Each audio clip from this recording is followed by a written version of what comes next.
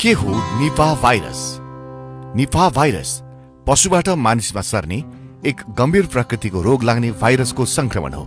यस virus प्राकृतिक रूपमा fruit bat भन्ने प्रजातिको चमेरोमा पाइन्छ। निपाह भाइरस कसरी सर्दछ? निपाह भाइरस जनावरबाट जनावर, जनावरबाट मानिस र मानिसबाट मानिसमा पनि सर्दछ।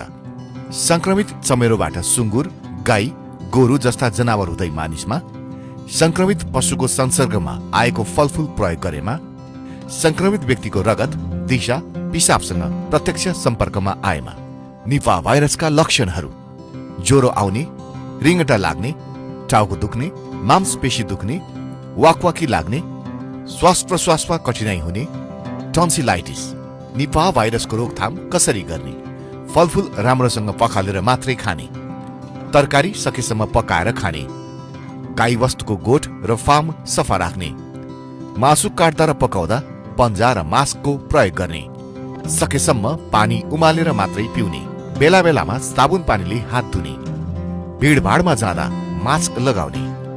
नेपाल सरकार स्वास्थ्य तथा जनसङ्ख्या मन्त्रालय, राष्ट्रिय स्वास्थ्य शिक्षा, सूचना तथा सञ्चार केन्द्र।